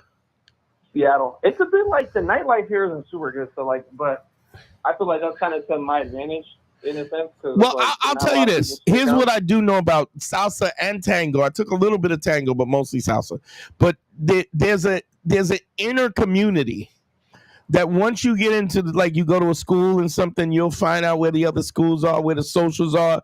There'll be places where, like on a Monday night, you can dance salsa at this place, and a Tuesday night you go and you get your weight up to the point, and then you go out and challenge yourself and go dance with strangers. You know? Yeah, for sure.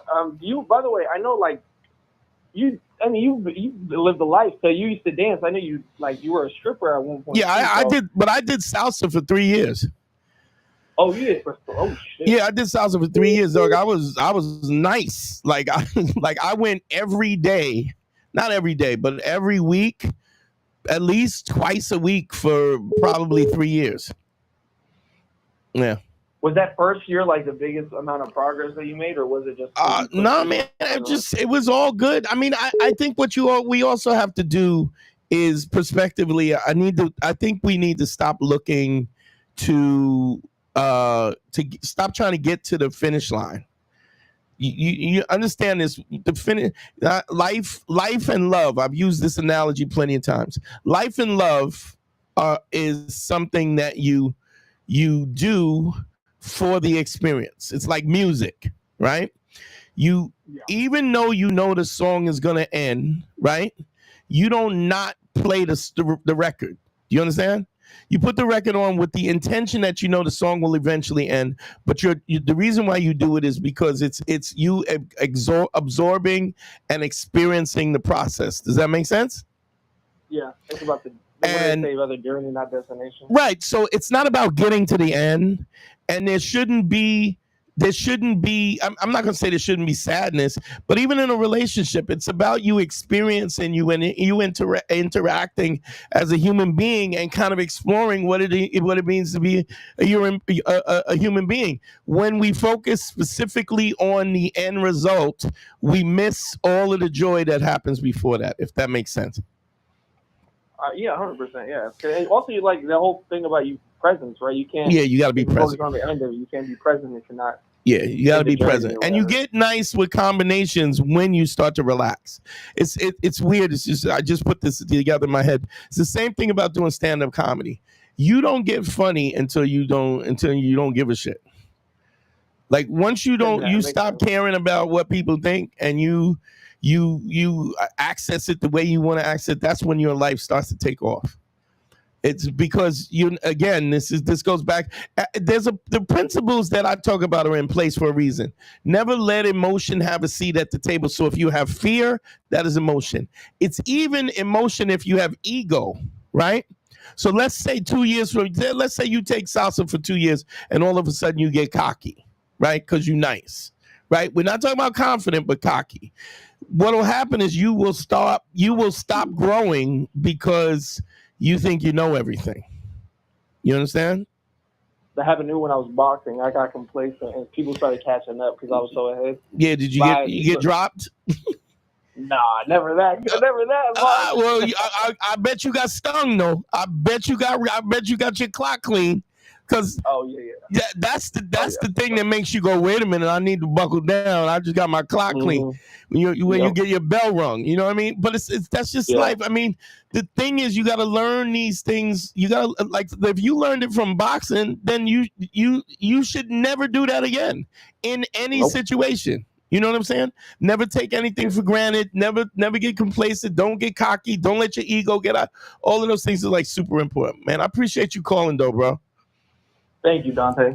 All right, bro. I'll let you soon. Yes, take care. The Cash App is up. Let me put up the thing. The phone lines are open as per usual. Let me plug this real quick. One-on-one consultations. Don't forget, yo, if y'all need the help, you know how to find me. Go to DanteNero.com and click on consult. That's how you get me. If you like what I'm doing, please, even if we're off air, whatever, check out my Cash App. Give me a little donation if you can. I really appreciate it. It helps me kind of keep going and keep moving and keep being able to do this and bring this content to you if you think what we're doing. Also, the other thing that helps out a lot is the Patreon. Check out the Patreon at patreon.com/manschool202. We do bonus content and we do a whole other show specifically for the people in Patreon, stuff that I don't talk about on the live. We'll talk about specifically on the Patreon. Let me put the numbers up. We got another call.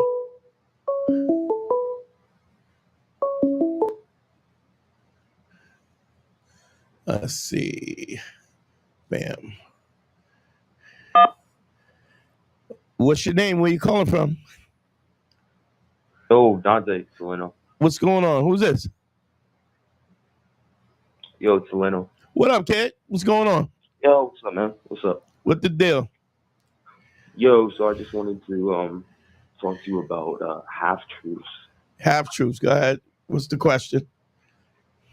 So basically, if you're telling someone something, but you're still, I know the straightforward answer is it's a lie, but is it, if you tell someone something, but it's not all that's on your mind? Give me an example. So I went to the gym today, and I was whenever I go to the gym, I try and be really focused on what I'm working on. And when I went to the gym, there was this girl in there, I said hi, and then I went to work out, and then, I just went up and asked how the day was going, and just quick interaction. And then I went back to working out, and then I left, said I'll see y'all later when I left out. And she was texting me saying, you're being weird. And she was asking me what I was doing this weekend, and I basically said I had plans. And she was saying you're being weird. Okay, she said you're being weird. Why? Because she thought I was being weird because I was distant. She said she thought I was distant or mentally checked out. Is this somebody who you dealt with before? Never like intimate. Like we were never a thing. Okay. We were never a thing. Never together. Never had sex. But well, look. Here's the thing. When people say weird, there's a context to being weird, right? Weird could be weird.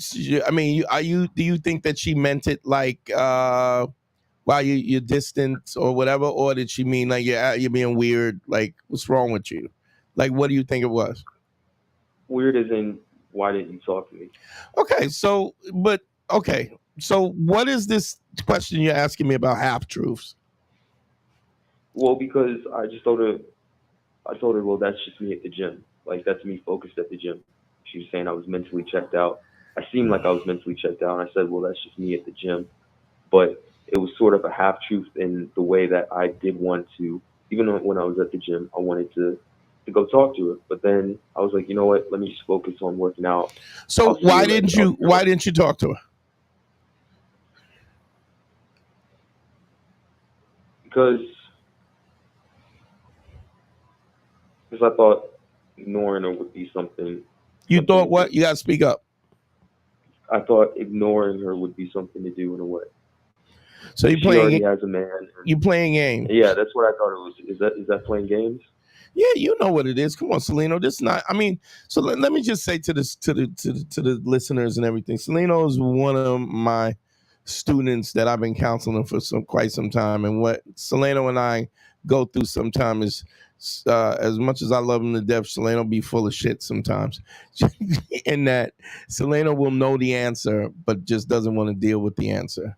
You know when you're playing games, Celino. You and I have been down on this. We've been down this road plenty of times. Did you want to talk to her? Did you not want to talk to her? Like, the first thing I think that you have to do is you gotta go. You gotta go. What do I want to do, right? And then after you realize what your desire is, I mean, because you shouldn't always just give in to your desire, but what is my objective? What do I really want to do? What am I trying to do here? And if you're true to that, I don't really see a problem. Well, that's what I thought. It would be giving into a desire. Okay, so then why is it I mean, what is this? Why does this bother you? Because she said that you were weird? No. Then what's bothering you? Because I know I did want to talk to her, and she kind of like sensed that out, but I was sort of just keeping to myself. So just call her up and tell her. Yo, I didn't mean to be weird, but I just wanted to talk to you. I wanted to talk to you, but I was kind of focused on my workout, and I didn't mean to make you feel uncomfortable. What's up? Wouldn't that resolve the whole thing? Yeah. I mean, wouldn't that even resolve it in your own head? Yeah. But this is what I'm saying, Celino. You gotta understand that you being true to this, even if you couldn't be as true to what the honesty was in the beginning, you can stay. It's never too late.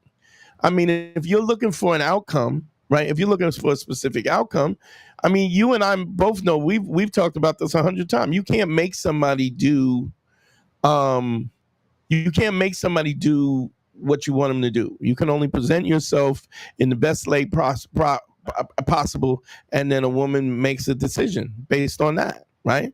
And the way you keep her is by you constantly maintain your value, and you give the relationship, or you give that social engagement value. And when you stop doing that, then you can expect somebody to, she might upgrade. But understand something, or you might find something else and you might upgrade. You feel what I'm saying? Understand all of that is okay. The only problem the only thing that happens that's a problem is you being dishonest about it. Does that make sense? Yeah, it does. And and if anybody knows better than you, it's like you've been talking to me, you've been counseling with me for years. There's always, even the mistakes ain't mistakes. Even the mistakes can be fixed. How many times have you had situations where we talked and you told a girl that you didn't want a relationship, blah, blah, blah, blah, and then she bounced, and then you was honest about what you wanted as a young dude. I'm just not really ready to hook up like that or whatever. And then how many times have they come back? Plenty. I don't know when they haven't come. I mean, we would be hard pressed. We would be hard pressed to come up with somebody who didn't swing back later. Yep. So what I'm saying is just you know the principles, Salino. Just stick to them, and when you are off track, just get back on track. Two things. Right. What do I say? Two things that you will always have to do is give forgiveness and ask for forgiveness, right? And that goes for yourself too. You feel me? Yep. All right, brother. All right. Appreciate you, bro. Appreciate you. Damn, we went for an hour and 51 minutes. We went on this lit live. I think I'm gonna shut it down, man. Unless y'all got one more call, I'm gonna start shutting it down. If we don't get somebody in the next minute, I'm gonna shut it down. Let me go through let me just shout out everybody on the live, on the chat. Rattlesnake, what's up? The Wired Christian, Barack 70, the Wired Christian, what's up? Matt, all of the above. That's a dope name. Let me see who else is in the chat. Robert Spindletree, what's going on? Lewis Oil Per, what's going on? Anthony DeRosa, what's up, Ant? Good to see you in the chat. Bam. I think that's Xavier, shout out. Don't forget the Cash App, y'all. Bacon Turkey Club. Wild for the Night. That's Harry's mom. Harry's mom is Wild for the Night. Yeah, you played yourself. Hey, yo, Uber, what's going on? CB, what's popping? Yo, thank y'all all for listening and for checking in. I will be going live on Sunday. Please spread the word. Tell your friends, please let's go over this real quick. Y'all know what the consultation thing is. It's one-on-one consultation at dantenero.com/ click on consult. Yo, we got one more call. We're gonna do one and close it out. Let me see. Put the Patreon up real quick.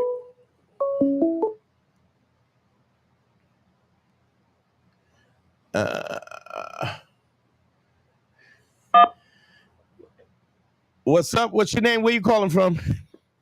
What's up, Dante? It's Ben from Boston. How you doing? What's up, Ben? How you doing, bro? How's everything? Good, man. Things are going good. I've been listening for the past half an hour. Yeah. And from what I'm been gathering is that humans are the only in the animal kingdom every animal really it's always the guy who approaches the woman, so it comes natural to everyone to just do this work. But then all these guys and myself calling in, listening to this program, are trying to figure out what should come natural to us. Anyways, do you know what I'm saying? It's almost getting in our own way. Well, yeah, absolutely. I think we get in our own way, but I think you also have to think about the fact that the whole idea is the social. There's a social construct. You know what I mean? Like the social construct, monogamy, marriage, relationships, fidelity, all of those things, paternity, all of those things are culturally. Those are cultural things, right? That we have developed through animals time. Do that? Are humans do any other animals do that? Absolutely. Here's a great book you can read that kind of deals with that stuff. There's a book called Sex at Dawn. Really good book. Kind of deals with Ryan. Yeah, by Christopher Ryan. It's a really good book. Yeah. I actually did his. He actually did my podcast years ago. Came to my house and we interviewed him and stuff. It was dope. It actually, nice. Is it on the Patreon? Yes, it is. It is on the Patreon. Good deal, man. I'm not sure which one, but I know it's there. It is absolutely there. Christopher Ryan, definitely on. He came to the house and everything. I really worked hard trying to get him on, and because the book was so instrumental to me. But you got to understand that there's this social construct that we exist. Like, so one of the things that Christopher Ryan talks about a lot of times is like the whole idea of paternity and possession didn't happen until maybe 10,000 years ago. It's when we started farming, because man had his plot of land, right? And that plot of land became his resources, and those resources had to go to his children, right? Because it's his resources. He wants his genetic material to survive and move on. So there's an interesting thing in that we didn't even have possession that like this is mine until human beings put pegs down and started farming, right? When you have communal kind of living, like we're living in caves and living in tribes, you had mothers would breastfeed other mothers' children. It was just because everything that we hunt, everything that we kill, everybody eats. Everybody has to contribute. This is a communal kind of thing, and the society or the social aspect of things happen because it's most proficient for survival for the group. Then the minute you start to create plots and paternity becomes important, and what's mine and my possession and stuff, and that's where everything changed. So, but what I'm saying is genetically, the desire to pursue, the desire to move our DNA to the next generation is still innately part of it's part of our instinct.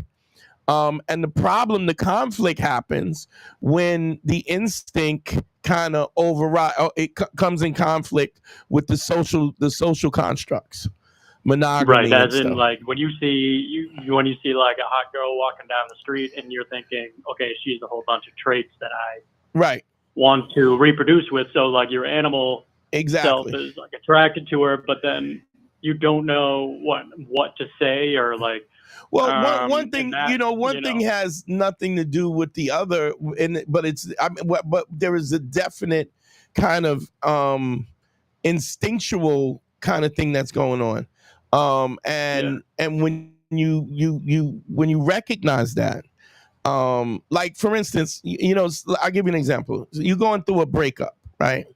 And you know how it's horrible and it feels horrible, especially if you're the one that's getting broken up on, right? The problem is not just a lot of times the person that you were with is trash. A lot of times you weren't even happy, but what happens is, as mammals, what we do is we pair bond, right? You get accustomed to her smell, her taste, the tone of her voice. You get accustomed to the social aspects of being together. So even sometimes, if she's wearing makeup, lipstick, eyeliner, like a short, she's like showing off her ass. It's like you are wired to that, and like, you don't know like all the trauma, all the bullshit behind her. You're not thinking, but this is an instinctual thing that happens. It just happens automatically. But what I was going to say is that you can become accustomed to a trash relationship where leaving it becomes more painful to you than staying in a trash relationship. And so one of the things I try to explain to anybody that's going through a breakup, and I have this thing I say, getting over your girl is 5 pussies away. What I mean by that is you the first girl you sleep with is absolutely awkward. The second time it's a little awkward. The third time it gets better, and then by the 5th time you're like, who she? Because what happens is your body is accustomed to responding. You know her. You know the taste of her pussy. You know how she smells. You know how she feels. This is all familiar to you. And because it's familiar to you, it becomes a situation where you're accustomed to, and you have to go through. You gotta reboot the computer, and the way you reboot the computer is by getting up under somebody else.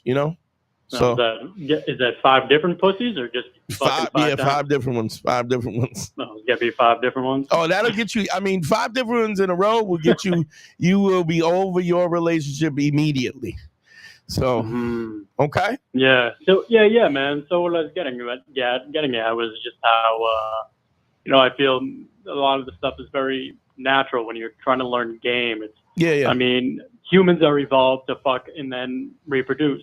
But but also understand. You got to take into consideration that there's a social aspect of this that's what you're teaching. Yeah, culture. And so I'm teaching both. I mean, I'm aware of that instinctual drive, but the what you're doing is like, you used to, like we when you get 2 lions, right? The lion mounts the lioness. You know what I mean? Like he's not asking for consent. I mean, consent is something that we have developed in the context of society, civilized society. So, but what we also do is when you see a plant and you see a bird and he puffs up his plumes or dances or chirps or what, it's all what they've learned ways to communicate this. And what I'm teaching is you ever see 2 giraffes, like a male giraffe courting a female giraffe? It's really weird, you know. But I mean, if they fuck up, then the female might be like, no. Like, yeah, right. If you don't know the dance, and you don't know how to fluff, it is. And so what I'm saying to you, and what I'm saying in essence is, we have to learn the social dynamics, because the social dynamics, not only that, but the social dynamics have changed. I've heard so many times, guys, you can't even say nothing to a woman. You can't even talk. Man, I've never stopped talking to women. I definitely have adjusted in the way I approach and so on and so forth in the context of, but I would say this, my intent was never abusive, and my intent was never exploitive, right? And even if my intent was exploited, it was clear that was my intent. Was I never misrepresented myself, and because of that, you don't end up in these problems. The only problems you have is when you start lying, if that makes sense. Yeah. Yeah, because then she can choose if she wants it and does not want. She can choose anyway. I mean, you can force her, but I mean that is illegal. You know what I mean? And so we have to learn how to walk that tightrope in a way and still be assertive without being a creep, if that makes sense. Right. Yeah. I just didn't want to say that. I mean, I know we're going to get going, but I didn't want to, just say that we are still animals and that we. Oh, absolutely. Cannot, we have to live that drive, and it's very natural to just talk to women like every day, and then like you should, because you're attracted to them. So what's stopping you? I'll give you an example. Your nature. If you understand, a lot of people don't understand evolution, right? There's a book called Why Evolution is True that I just finished. Was amazing in terms of how we, how animals and life forms have adapted and how that works, and understanding that. Absolutely. I mean, it absolutely helps you out in terms of if you're a person who's like a big picture person who needs to understand the wider scope of how this works to be able to validate your own actions. Then it's a good book. It's called Why Evolution is True. Check it out, man. I appreciate you calling, family. Yeah, man. Have a good night. All right, bro. Later. All right, peace. Oh man, thank you so much, everybody, for sticking it out with me. It's been dope, man. A lot of people on the live. Thank you all, everybody, for the callers. Thank you, Dimitri, for the cash app. Don't forget DanteNero.com. Click on consult. You see it down here. Right here. Check out the Patreon, Man School 202. Real quick, don't forget to like, subscribe, and share and all that good shit. I appreciate you. One-on-one consultations, DanteNero.com. Hit the cash app is up here. Yo, I love y'all, man. GYBB, get your balls back. WWDD, what would Dante do? Sexual Revolutions being podcasted. I love y'all, man. Peace. We out of here.